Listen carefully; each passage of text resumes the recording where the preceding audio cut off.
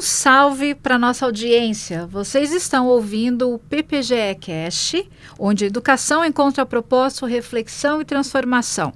Somos alunas especiais da disciplina optativa Comunicação e Educação, Interfaces e Processos. E neste episódio de número 16, vamos mergulhar no universo da transmídia e descobrir como o cinema e os quadrinhos podem dialogar com as práticas educativas contemporâneas.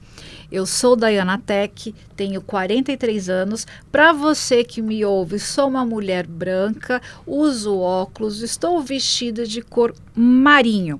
E agora eu convido as minhas parceiras de hoje, minhas colegas, a se apresentarem. Olá, tudo bem com vocês? Eu sou Liliane, tenho 37 anos, sou uma mulher negra, de cabelo cacheado, estou vestindo uma blusa bege e agora a nossa colega vai se apresentar. Olá pessoal, tudo bem? Eu sou a Isabela, tenho 36 anos, sou uma mulher negra de pele clara, cabelos cacheados que hoje estão soltos e hoje eu visto uma camisa clara. Olá a todos, meu nome é Lisandra, tenho 47 anos, sou uma mulher de pele branca, cabelos castanhos escuros, ondulados, na altura do ombro, olhos castanhos e uso óculos. E hoje eu estou usando uma blusa da cor preta. Tá todo mundo combinando aqui hoje, tá, gente? E juntas vamos discutir como essas linguagens narrativas tão presentes no cotidiano dos estudantes podem ser aliadas poderosas na construção de conhecimento, no desenvolvimento do pensamento crítico e na formação cultural. E ao longo do episódio de hoje, vamos refletir sobre como a educação pode se apropriar dessas mídias para promover experiências significativas, conectadas com o mundo real e com os interesses dos nossos alunos. Fique com a gente e mergulhe nesse diálogo criativo e transformador.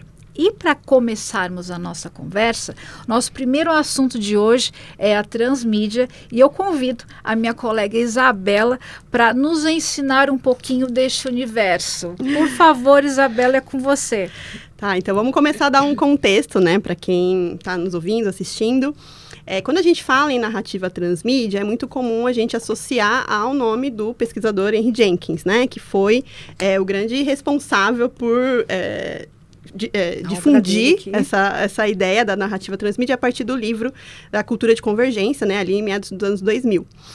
Mas o curioso é que não foi ele a primeira pessoa a usar o termo, né? Então, a gente tem uma pesquisadora que muitas pessoas não conhecem, inclusive eu não conhecia, foi a partir da disciplina que a gente está estudando aqui na FURB que eu fui ter o primeiro contato com a Marcia Kinder. Então, é uma mulher pesquisadora que começou a pesquisar essa temática ali nos anos 90. Então, para a gente entender o contexto que ela estava vivendo, né?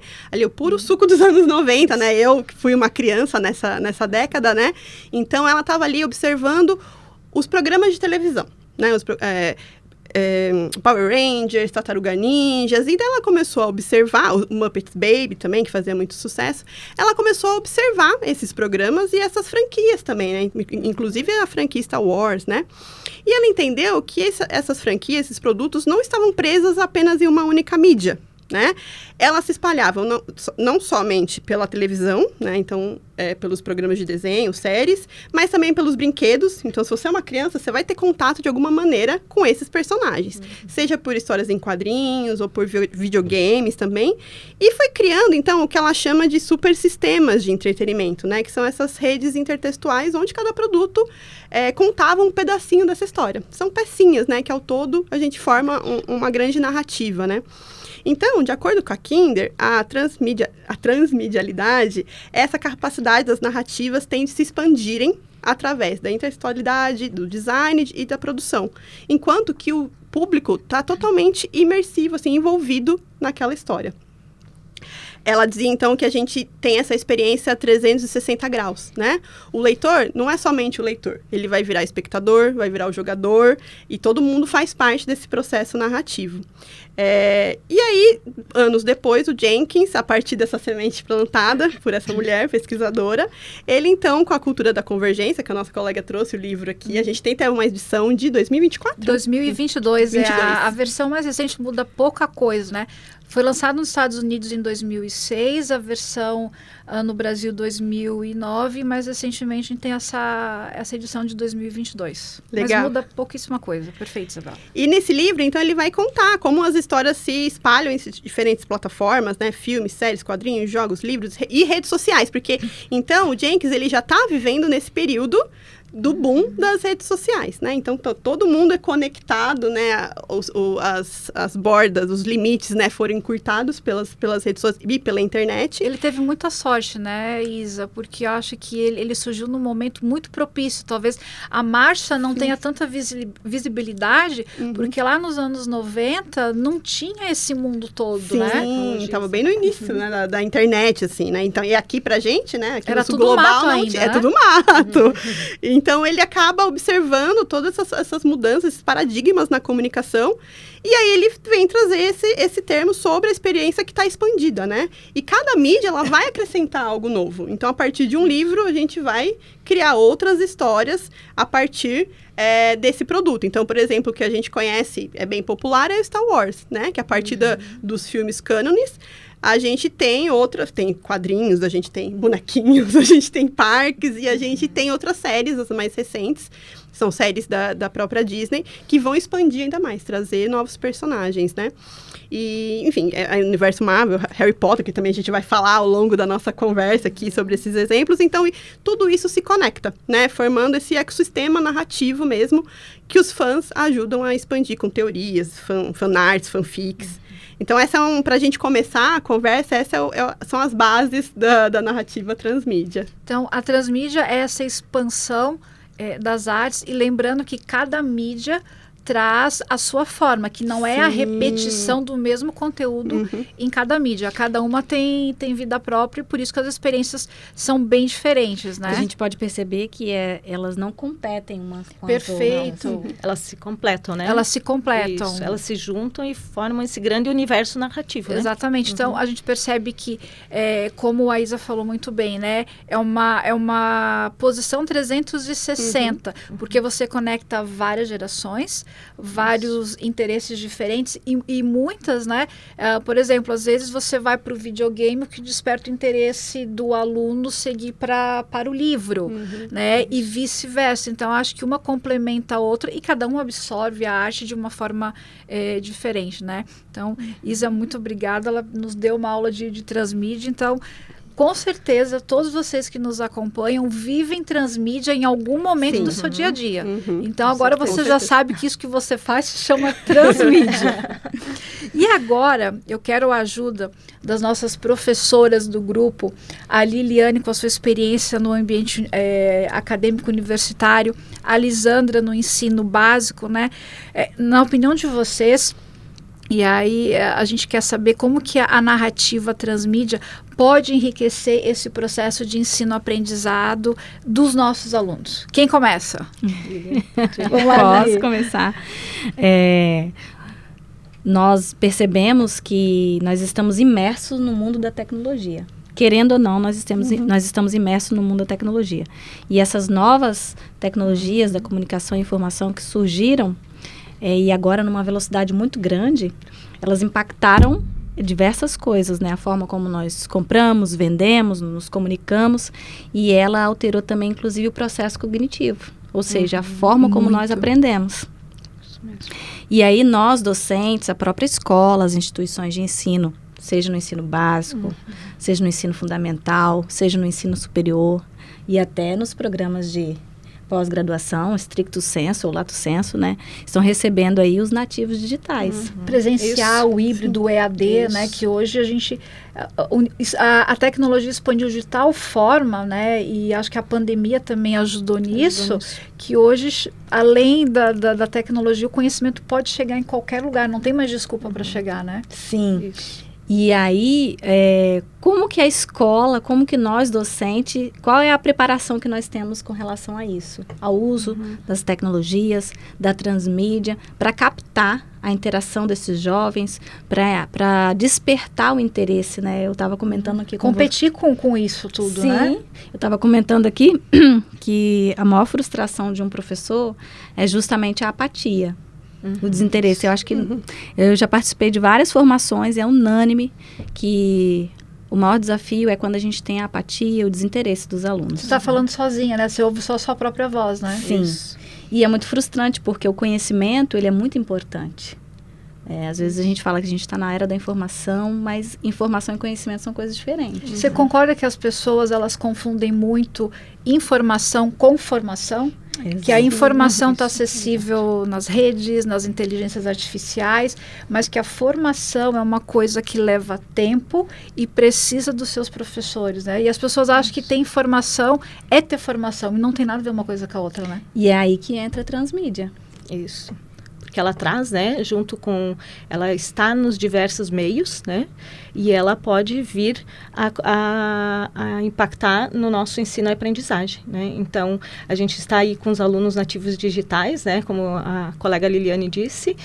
Mark Prenks, né, cunhou esse termo para dizer que são as pessoas que já crescem, né, com as tecnologias digitais, né, que elas não não têm medo dessas tecnologias, né, já convivem, já se desenvolveram com essas tecnologias, interagem com elas. Então, como lidar com isso na sala de aula, né? Como isso impacta na educação? E a gente pode trazer, né, que a narrativa transmídia, então, é uma forma de trabalho, né, na sala de aula, para captar o interesse do aluno também e fazer com que ele também crie e conte suas próprias narrativas, isso, né? E reverter aquele ensino depositário, aquele ensino bancário, para trazer esse estudante, esse aluno, esse acadêmico para uma posição de protagonista. Isso mesmo. Ô Lili, quando você fala ensino depositário, traz para a gente de uma forma didática, para quem não tem acesso a esse ambiente, o que é um ensino depositário, por favor? Então, Paulo Freire, né, falou bastante sobre Nosso isso. mestre. Sim, e quando ele fala do ensino como uma questão de libertação, né? Porque o professor, ele não é mais detentor do conhecimento, em que ele deposita essa informação no aluno. Então, ele como o professor, ele era, em algum momento, ele foi o centro da sala de aula, como o único detentor do conhecimento. Com essa informação o tempo todo ali disponível nas redes sociais, nas várias mídias, o papel do professor mudou. E a escola precisa mudar. Ele atua mais como um mentor, né? Mediador, e né? é um spoiler do nosso próximo episódio, que a gente vai falar sobre isso mais pra frente, mas já fica aqui um gancho que a gente vai trazer isso mais adiante nos próximos temas. Lisandra, você quer trazer que, assim, para quem nos ouve, né, quem nos vê, já está tendo uma amostra aqui, mas para quem nos ouve, a nossa mesa está repleta de objetos que muitos de vocês disputariam aqui acirradamente. Lisandra, você quer trazer para a gente um pouquinho dessa tua experiência de casa, que é tão enriquecedora para a nossa audiência, por gentileza? Ótimo, ótimo. Então, vou trazer, né, uma experiência do meu filho, né? Só não quebra nada, por favor. Não vou quebrar nada, né? Mas eu trouxe aqui, né, só para citar os exemplos, né, como isso, né, impacta na nossa vida familiar também, enfim, com nossos filhos, né? Tem quantos anos o seu filho? 7 anos. E o nome dele? Miguel. Miguel. Enquanto a Lisandra falava, né, do Miguel ali, a gente ensaiando e tudo, eu lembrei da própria Marcia Kinder, né? Porque foi assim, essa observação do filho, que ela percebeu essa expansão conexão, né? de várias mídias tratando aí de diferentes temas de um único desenho, né? E aí Isso, eu lembrei com certeza que vai do jogo para o livro, né? E a gente está fazendo um recorte histórico de Marcia 1991 para 2025, com o Miguel. Isso. Olha quanta água já rolou nessa ponte, né? Mas, Lisandra, então traz pra gente aí todo esse material que a gente quer uma aula disso, por favor. Eu sei que você teve uma aula em casa. Em casa, isso.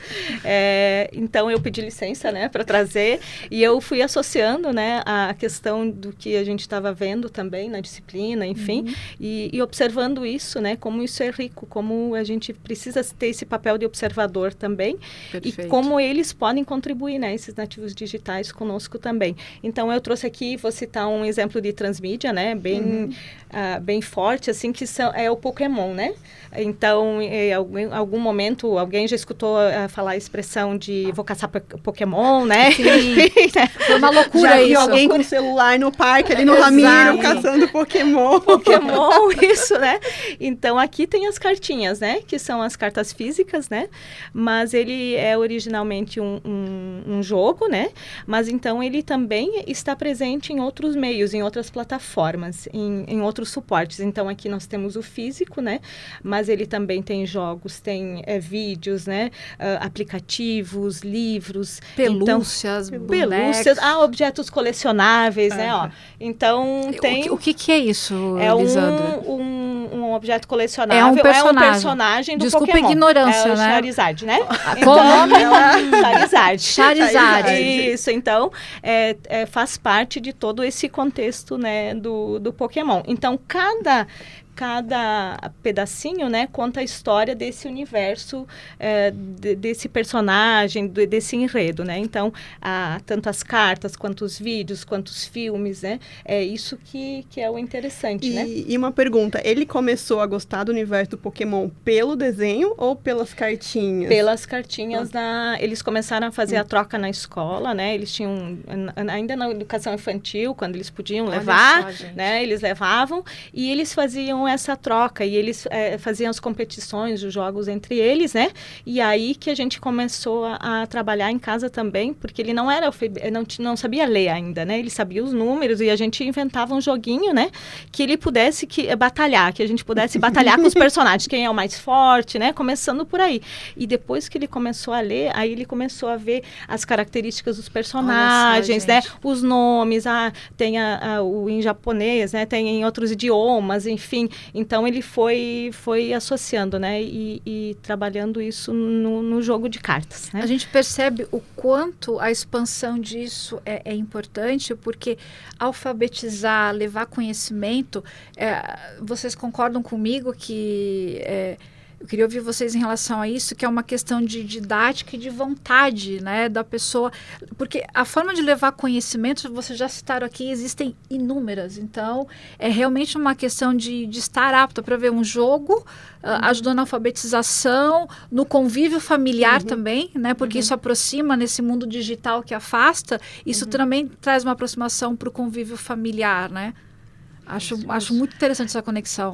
E pensar realmente a gente enquanto seres mediados pela tecnologia e pelos meios de comunicação. Perfeito. Então, não dá mais para a escola se colocar nesse lugar fechado nela mesma, né? Que o conhecimento só está ali e deu. A criança vai para a escola, fica ali e volta para casa e deixa a escola... né, lá onde ficou. Não, a escola vai com o aluno, né? A família vai também para a escola. Então, é essa troca, essa interação e que a gente não pode ignorar as mídias. Então, uma criança que tem esses interesses por desenhos, por bonequinhos, né? Então, o professor também tem que se apropriar de alguma maneira. Claro, a gente não vai virar o fanbase do Pokémon. Não dá para só ir para o universo lúdico, né? Existem grades que têm que ser seguidas, existe um sistema rigoroso, mas né? Extrair disso. Exato. Propósito para o ensino. Para o aluno também ficar mais interessado. Usar como ferramenta. Né? Isso. E o aluno se sentir também ouvido, respeitado, seus gostos, seus interesses, né? E para a criação também, né? Porque aí você pode inventar outras narrativas, outros personagens, né? Adaptar. Por exemplo, aqui eu trouxe alguns exemplos ainda do Minecraft, né? Que também é um jogo, né? É um livro mas aqui, ele né? O aplicativo, ele tem um aplicativo para criação. né? Então, é um jogo que você constrói em blocos. Então, esse livro aqui é um guia criativo, né? Um guia básico, né? Ele tem vários guias, né? Esse é o mais básico, digamos, né? Da coleção. Então, ele ensina, aqui ele é bem didático, né? Digamos assim, a construir o universo, né? Ele traz como construir os elementos, né? No Minecraft. Você é especialista do time. Sim, como construir aqui os tipos de blocos, né? Que pode usar, os biomas, os comandos, os minérios, né? Então, puxando a sardinha para o meu lado, quantos engenheiros e arquitetos não podem sair de... Quer dizer, a minha aptidão pela engenharia foi descoberta com jogos de Lego, minha família observando. Então, você imagina a capacidade de uma criança com acesso a esse tipo de informação, o quanto os pais ajudam a descobrir essas vocações desde muito cedo e a orientar já de forma correta, o raciocínio lógico, né? Perfeito. A geometria, essas partes, né? A questão da matemática, a localização, né? Mapas, nós podemos trabalhar em várias disciplinas também, exato, né? E tirar aquele estigma que matemática, física, que as exatas são chatas, né? Olha quantas ferramentas, como você mesmo disse, para envolver o aluno em novos ambientes, né? E Minecraft teve o filme agora. Teve o filme, né? Que ele né? quis assistir, então, quando foi lançado no cinema, né? Nós corremos também para assistir. Legal. E a gente acaba também se familiarizando. E aí, depois, ele também, ele tem um aplicativo, né? Que ele constrói o universo. E ele, quando ele não consegue fazer uma construção, ele vem para o livro ou assiste um vídeo no YouTube de construção. Só, a expansão. Né? A expansão, a transmídia, né? E agora, para o Dia da Criança, então, ele quis um Lego que apresenta um pouquinho desse universo até do filme, né? Olha só, né? Que é o dragão Ender e o navio do End, né? Então, também a expansão para o Lego, né? Então, ele ficou montando ali. Então, agora o Minecraft também, né? Tem uma versão para educação, né? Olha só, então que legal, é bacana, né? Então a gente pode trabalhar toda essa transmídia, né? Como isso aparece, né? Como isso é no nosso dia a dia, né? Trazer isso. E é muito legal esse senso de comunidade, né? Porque quem joga Minecraft, né, tem essa ideia, né, que é uma comunidade, assim, tá todo mundo pelo mesmo objetivo. Então eles vão criar conteúdos no YouTube, né, para ensinar, vão socializar de forma saudável, vão sair de dentro de casa, de trás das telas, imersos em celulares. E aprendem desde cedo essa troca, o trabalho em grupo, que é tão importante. Isso, e até o meu filho, né, só fazendo parênteses aqui, quando eu disse, né, que eu ia, então, fazer o videocast, falar um pouquinho sobre Minecraft, ele até ficou bem interessado, assim, me pediu, né, mas você vai falar sobre o que, mamãe, né? Aí eu disse, você poderia me passar mais algumas informações sobre Minecraft? Ele começou, né, falando dos minérios, enfim, contando um pouco da história dos personagens. E aí ele disse, mamãe, se você não conseguir explicar, né, de uma forma assim completa, eu posso ir né, ajudar a gravar o vídeo. Olha só, né? Então vai para outra mídia, para outro meio, né? Então é só um parênteses aqui, mas olha como quando chama atenção também, né? Essa questão de até fazer um vídeo, né? Então, é transmídia total, né? Perfeito. Miguel, a mamãe não passou vergonha, tá? Sua aula foi muito boa, depois você acompanha a gente e vai ver que deu tudo certo. Aproveitando o gancho da Lisandra, para a gente avançar depois nos nossos próximos temas, eu queria pedir para Liliane trazer essa experiência dela, né? Porque aqui a gente trouxe vários universos, fortalecendo o ensino através da transmídia em ambientes híbridos. E quando a gente vai para ambientes híbridos, que já são práticas hoje muito avançadas em outros países, queria saber da Liliane como é que você vê essa questão do híbrido hoje na nossa realidade e trazendo para a evasão escolar, que ainda é algo muito preocupante na nossa trilha de aprendizado. Sim, e na verdade a evasão, se nós colocássemos ali num ranking de preocupações das instituições de ensino, ela vai aparecer ali entre os 3 maiores desafios, com certeza. Então, é um dos grandes desafios das instituições de ensino, a questão da evasão. E no ensino à distância, por exemplo, o desafio ele ainda é ainda maior, porque a evasão na educação à distância, ela não é causada apenas por questões financeiras. Olha só. Ou por uma mudança de vida, enfim. Então, a falta de interesse e engajamento, em muitos casos, ocorre devido ao conteúdo ser um conteúdo passivo, de apenas leitura, conteúdos fragmentados que não se conversam. Então, isso desmotiva o aluno. Que é a formação competindo com a informação que está aí solta de qualquer forma, né? De o aluno ser também o protagonista, né? De criar, ter a oportunidade de criar, né? De não ser o passivo, né? De colaborar também, de aprender colaborativamente também, né? Eu acho que essa questão, né? É que a geração de hoje, eu acho que ela tem muito essa coisa, esse sentimento da participação. Diferente da nossa geração, que realmente era um outro contexto, né? Era um outro universo, onde a gente sentava, escutava e replicava, né? E a geração de hoje, não. Eles querem fazer parte do processo, né? De construção, né? Exato. Então, com a transmídia, acredito que o professor, ele tem esse papel de ensinar, aprender a aprender. Sim. Né? Para que esse aluno tenha interesse em permanecer neste processo, né? Sim.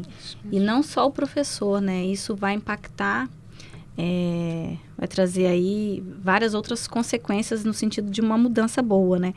Porque as estratégias transmídias, né, elas fomentam a interação social, que a Isabela colocou a questão da comunidade. Perfeito.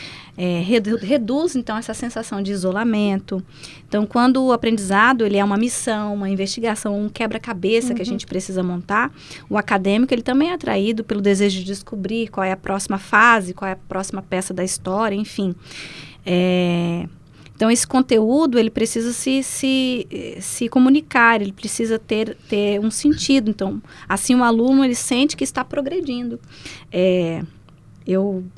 Tem coisas assim na vida que a gente aprende, né? E uma das coisas mais frustrantes, eu acho que é você pegar um diploma, você olhar para o diploma e ver que você não construiu aquilo, que você não se sente merecedor daquilo. É um sentimento de vazio, né? E frustração. Sim, e frustração. Então, a transmídia, quando bem pensada, na educação à distância, ela vai mudar totalmente a relação do aluno com o conteúdo. Então, ele deixa de ser um mero espectador, passa a ser um investigador, um co-criador do aprendizado. Resulta, então, maior retenção e melhor aplicação do conhecimento. Então, ao buscar, avaliar, integrar informações, reunir informações veiculadas aí nessas múltiplas mídias, o acadêmico ele sai dessa posição de passividade e passa a ser protagonista. Então, ele vai pegar aquele diploma, eu entendi isso aqui, eu participei, eu progredi, eu estive em um processo durante 4 anos ou 5 anos, enfim, e até para ele ir para o mercado de trabalho ele vai diferente. Com certeza, vai mais confiante. Mais motivado, né? Você trabalha com a motivação daquela pessoa aprender. Então, acho que transmídia, a nossa audiência tá sabendo. Acho que vocês trouxeram exemplos incríveis, a participação foi maravilhosa. E agora vamos avançar para o nosso próximo tema, né, que o nosso tempo, infelizmente, ele é curto, porque daria para a gente ficar aqui horas falando sobre isso, mas vamos seguir agora para a nossa próxima ferramenta pedagógica, né, que pode ser uma ferramenta pedagógica, que é o cinema, né? O cinema que articula imagem, som, emoção, sendo uma linguagem potente para provocar reflexões e ampliar esse repertório cultural. Então, a gente tem aí Matrix, o Harry Potter, que a Isabela é super fã também, vai nos ajudar. Temos o universo da Marvel. E eu começo, né, aqui com a Lisandra, com a experiência dela de ensino básico, né? Como é que você acha, Lisandra, que o cinema pode contribuir para a formação crítica dos nossos alunos? Ok. Beleza. Eu vejo assim que o cinema não é só entretenimento, né? E a escola, então, não é sobre ver filmes, né? É muito mais. A perspectiva vai bem além, né? A escola pode abrir esse espaço, né? Para que os estudantes eles ampliem o repertório cultural, né? Conheçam diferentes histórias, né? Realidades, pontos de vista. Então, incentivar mesmo a reflexão e o debate, né? Discutir um filme, uma cena de um filme, né? Com uma turma ou entre grupos, né? Inspirar novas ideias, né? Trazer à tona novas perguntas, instigar, né? Porque cada filme é o início de uma nova conversa, né? Digamos assim, muito, né? Com certeza. E ter esse olhar questionador também, né? Não ser o mero espectador que a gente já falou, né? Tanto do protagonismo, não só de forma passiva assistir, né? Um filme, por exemplo, um curta, mas sim interpretar também, né? Analisar, buscar imagens, buscar ler o mundo, né, a partir das imagens, das histórias, trazer o sentido, né? Qual é o sentido daquele filme, né? Fazer essa discussão, trazer essa análise, né? Então, tem toda a parte de conhecimento que a gente pode ter como estratégia, né? De trazer para o mundo da escola e também da sensibilidade, né? Que o cinema nos traz, né? Também Com a certeza. questão, né? De além de fazer pensar, ele também emociona, né? Sim, sem dúvidas. Ele traz a empatia, né? A imaginação, O próprio enfim, cinema né? mudo, né? Porque não é somente a imagem ali. É Isso. importante também que a gente se depare com essa linguagem, porque entender por que o diretor escolheu um close-up naquela cena de drama, ou porque, né, preferiu gravar num ambiente mais aberto, externo, estúdio. Então, a gente também entender que o cinema não é somente a imagem, mas também é muito a trilha sonora. Isso tem outros elementos, tem outros, São o outros- silêncio. Acho que o silêncio. cinema ele trabalha muito os 5 sentidos. E como a gente falou, o isso próprio mesmo. cinema mudo, que era a ausência de um, comunicava muito bem. Então, como Isso. você falou muito bem, não é só o som, a imagem, né? É um conjunto de elementos que faz com que realmente a tela, né, seja essa magia. E a Isabela, acho que ela tem uma experiência muito bacana, porque o Harry Potter teve uma presença muito importante na tua formação como adolescente através dos livros e expandiu.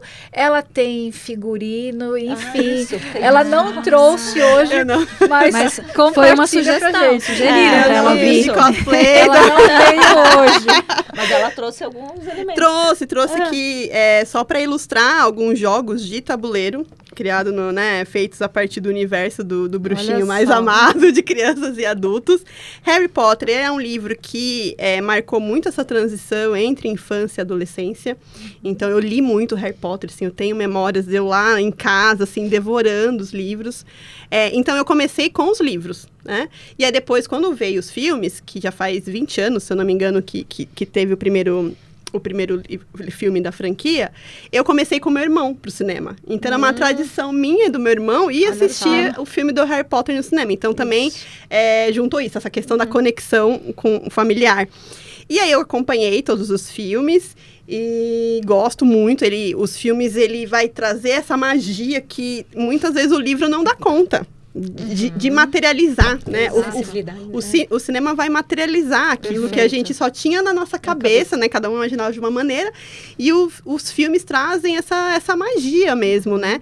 Para esse universo. E aí depois, claro, aí vem os jogos de tabuleiro, vem jogos de videogame, que eu esse ano me rendi, né? Ainda que meu lema seja a vida além da tela, assim, eu me rendi ao videogame, que é um jogo de Hogwarts. Então, é um jogo que passa anos, assim, séculos antes do Harry Potter, e aí ele vai expandir ainda mais o universo. E aí a gente vai explorar a Hogwarts, vai explorar as cidades em torno, Beco Diagonal, e com personagens novos. Então, ele consegue se desprender da figura central do Harry Potter e consegue apresentar pra gente outros personagens que a gente também vai ficar tão envolvida quanto, porque eu fiquei horas, assim. Não sei agora dizer quantas horas, mas eu passei bons tempos da minha vida. Plataformas, né? Sim. Porque agora o streaming também vai trazer uma releitura dos filmes. Como você falou, novos personagens. Uma coisa que eu pude presenciar, eu não acompanhei muito de perto o universo de Harry Potter, mas a minha irmã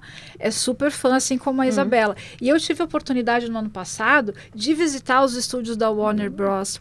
Em Londres, onde todos os filmes foram gravados. E uma coisa que me chamou a atenção, como a Isabela falou, 20 anos desde o primeiro filme. Eu vi crianças que não eram nascidas na época com os pais vestidos, interagindo. Então, realmente é uma expansão para além da tela, dos livros e conectando gerações diferentes. Isso. E de formas diferentes. Isso, você falou tudo, assim, a grande questão também desse universo transmídia, e pensando de uma maneira mercadológica, a ideia é que você, de alguma maneira, você vai ter contato com aquele produto.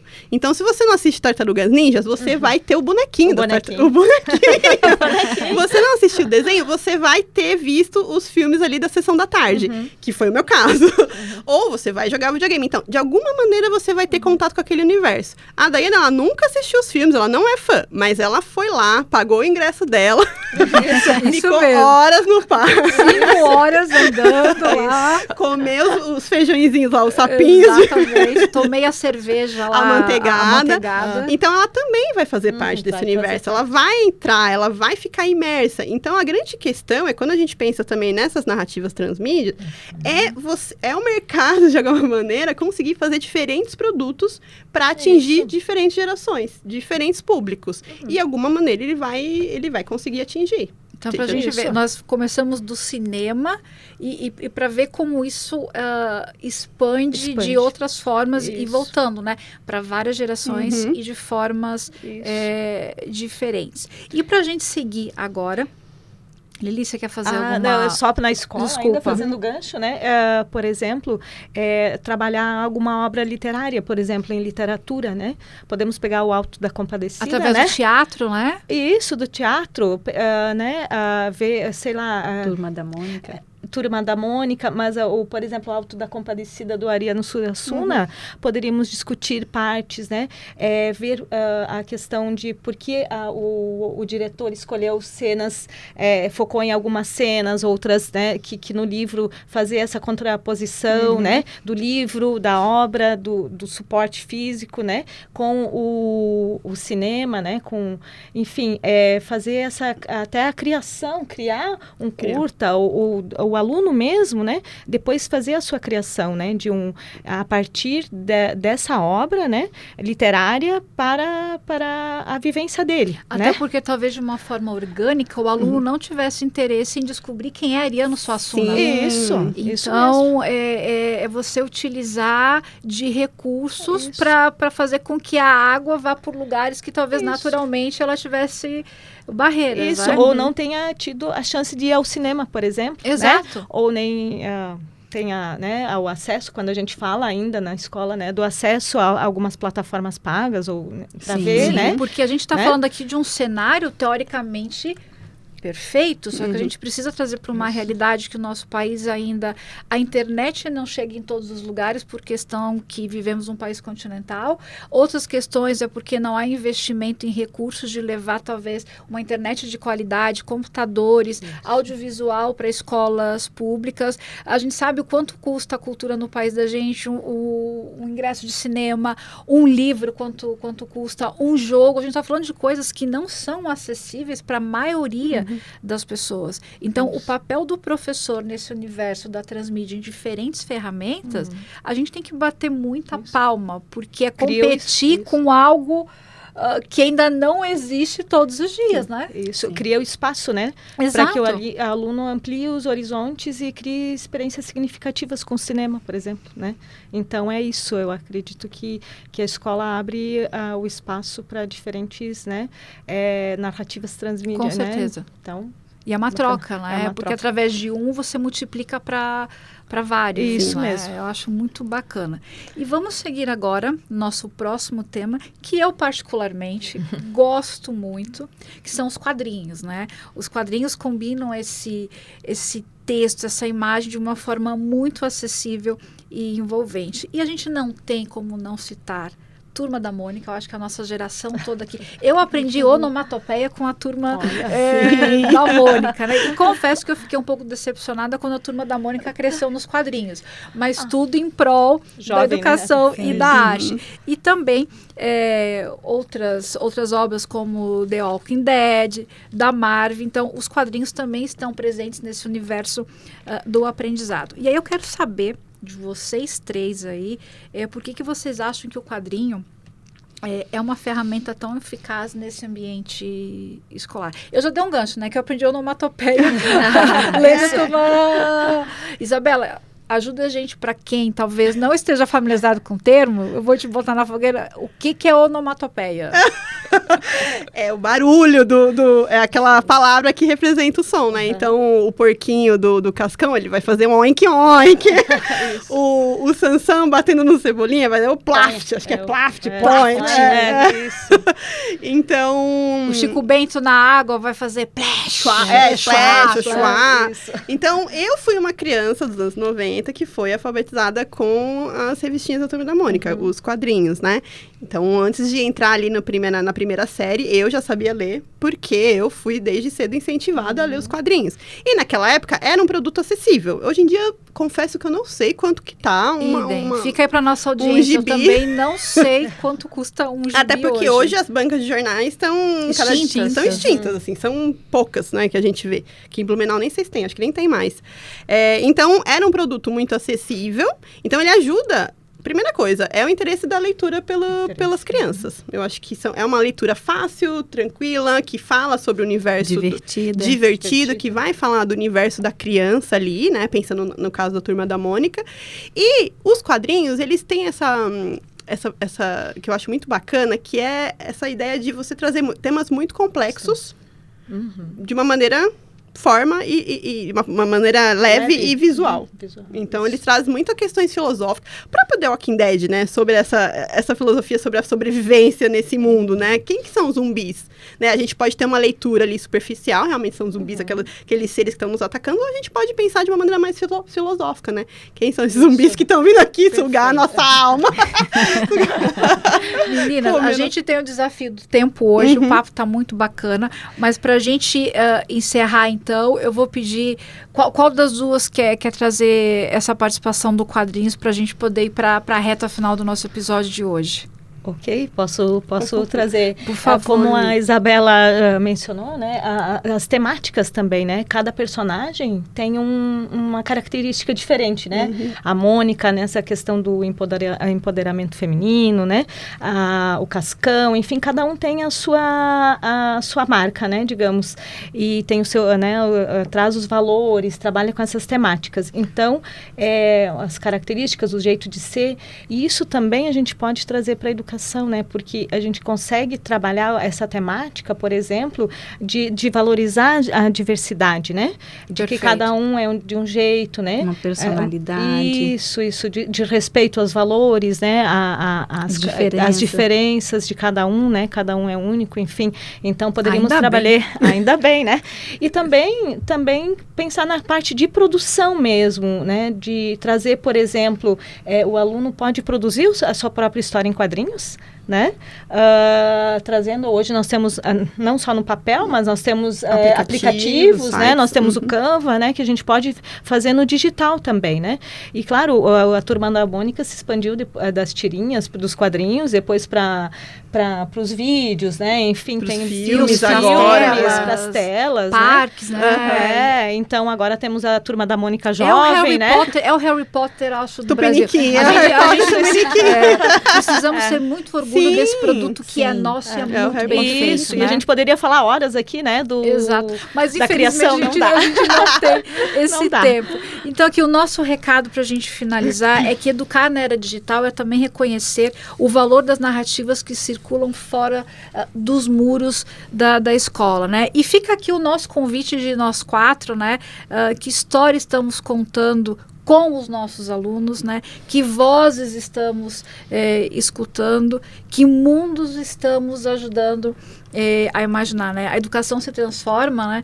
Quando acolhe múltiplas narrativas, como todas vocês trouxeram aqui hoje, e convida cada estudante a ser autor da sua própria história, né? Como a Lisandra e todas vocês trouxeram de forma muito pontual.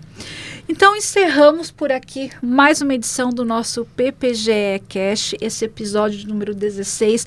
Muito obrigada para as minhas parceiras Liliane, Isabela, Lisandra. Obrigada para você que ficou com a gente até agora. Então, eu acredito que você gostou. Então, compartilha, comente, leve essa história adiante e ajude aí a educação a se fortalecer através dessas narrativas. Até o próximo episódio e muito obrigada!